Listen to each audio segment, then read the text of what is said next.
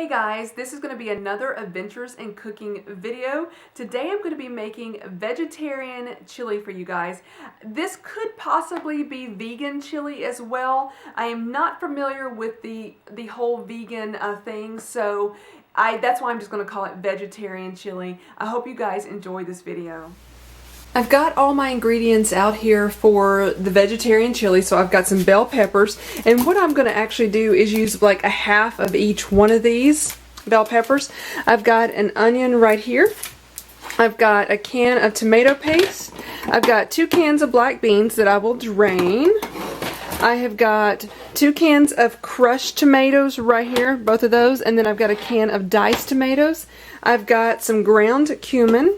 And I have some chili powder, and then I will insert the footage of what I did to get this garlic paste. But here's some garlic paste right here, and I will insert that footage as well so you can see how I ended up getting this. I am roasting some garlic right now, and this can be used for so many different things, but I've just cut the garlic in half like that and put olive oil, and then I'll fold this up. I've got the oven on 350 degrees, so I'm going to check it in about 25 to 30 minutes. I'll let you know for sure how much time. And this is so good. So I'm actually going to be using this garlic for a couple different things, so I will insert this footage in a couple different videos probably. I got the garlic out of the oven. Some of it looks like I've left it in there too long. Oops, oh, we got a steamed up camera. Sorry about that. Some of it looks really good. Some of it may be a little too long. And there's an icky piece down in there. I don't know what's going on with that one, so I'm going to throw that part away. What I'm going to do now is dump all of this into a plate or some sort of dish, whatever you want to do. Mash it up with a fork is what I do. And then I'll just put it in a little container and store it in the refrigerator till I'm ready to use this. So this garlic is going to be used for a couple of different recipes that you will be seeing that I'm including this footage in. I'm going to start by chopping up these bell peppers. I hope my arms don't get in the way, but what I'm going to do is just take half of one.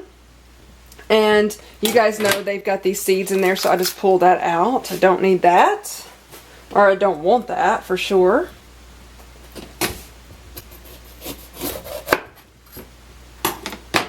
And I will just put, save the other halves for something later.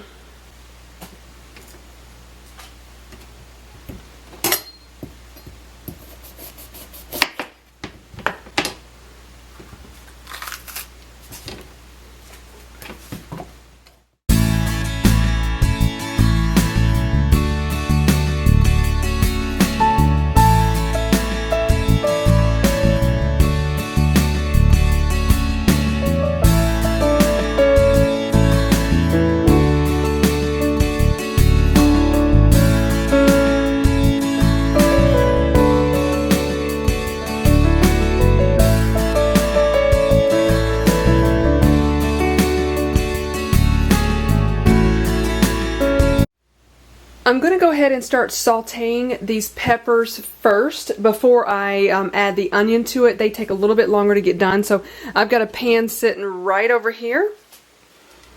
The next thing that I'm going to do is start sauteing these peppers in this pan. I've added olive oil to it, just kind of covered the bottom in it right there. And then while those are sauteing, I'm going to chop up the onion. These take a little bit longer to get done than the onion, so I like to start sauteing those first. So next I'm going to go ahead and do the onion.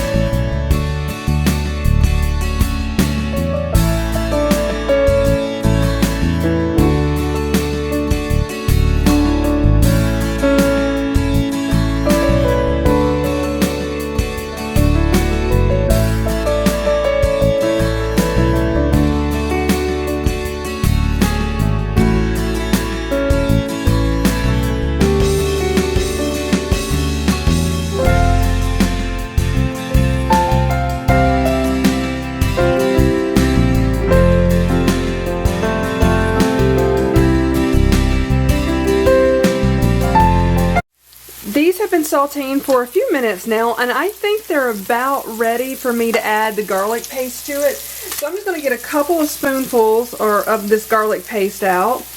Big spoonfuls. I love this stuff. And because it's roasted, it's not going to be so powerful and overpowering, at least in my opinion, such as that is. Other people may differ in their opinion. So I'm going to mix this in.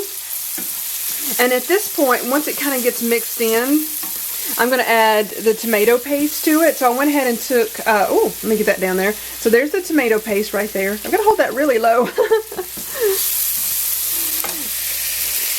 And I've also reduced the heat as well on the saute pan. So I'm adding this in right now. I do the whole can of tomato paste. And the reason why I like to do the tomato paste in this pan is because I kind of like to let it melt down into these peppers and onion and garlic.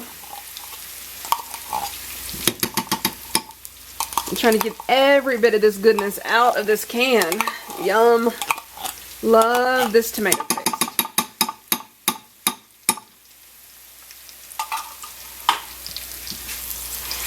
So I'm just going to smash this down and kind of get that just to melt down into these peppers.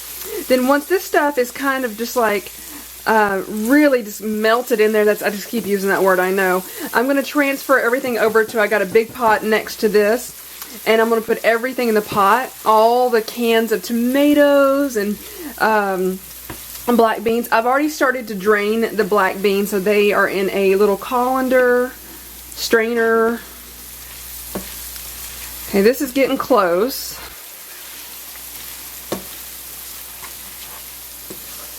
And I just like to make sure it's all mixed in well, because even though the garlic is still in that paste, you don't want to get a big lump of garlic when you eat this and it all end up in one lump. So I just want to make sure everything is good and mixed. If you are a person that does not like these big chunks of peppers, but you're willing to try something a little different, what you could do is put those in a food processor. I've got a little mini food processor that's perfect, and just blend them up or put them in a blender, and it will liquefy them for the most part. That way, if you just don't like those big chunks, but you want the flavor, go for that. I know some people are really big on textures. They don't mind the flavor of things, but they don't like textures. And some people don't like the texture of peppers. So that's just a suggestion. So this is about ready. So I'm going to go ahead and move the camera over to my pot and start adding all the other ingredients. I put that on about medium heat. So I'm adding the first can of crushed tomatoes.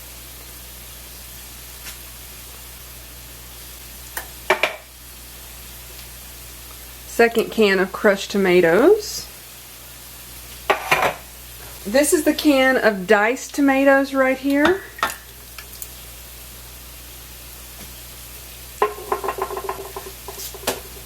And next I'm going to be adding the black beans. And then I'm going to dump all of this mixture in here. I'm going to mix it up and then start adding the chili seasoning or the chili powder and the cumin. And then it just needs to simmer about a medium or low heat for an hour or so. If you're in a hurry, 15 to 30 minutes, but I like to let it go an hour. So I'm just going to mix this stuff up.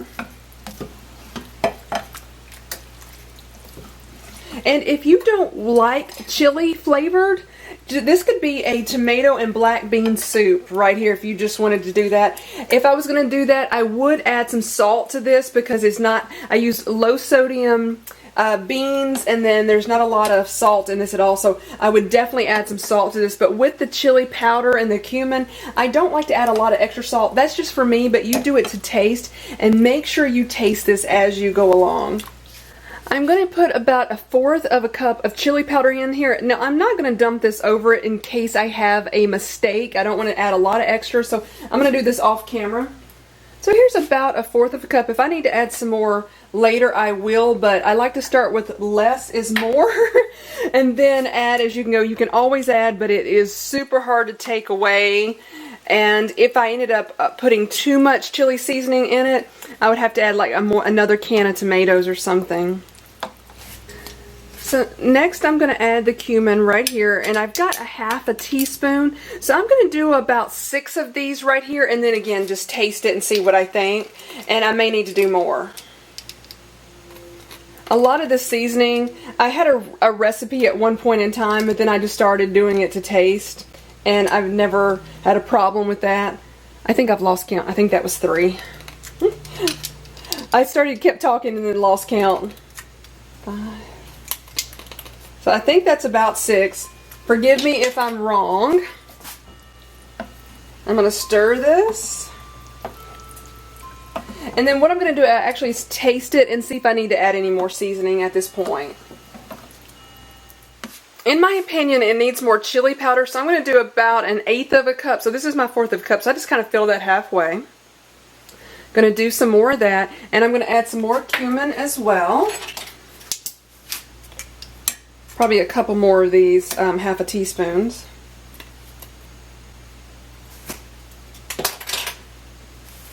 Mix it in again.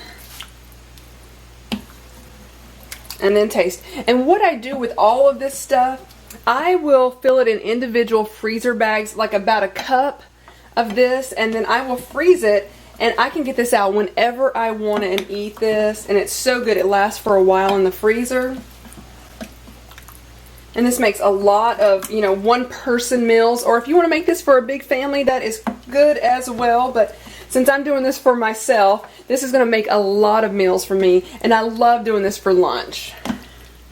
After tasting that, I think the seasoning is perfect, so I'm going to leave that there for now. I'm going to let this simmer for about an hour, and then I'm going to get it out and start storing it. Thank you guys so much for watching. I hope you enjoyed this recipe and another Adventures in Cooking. Bye-bye, guys.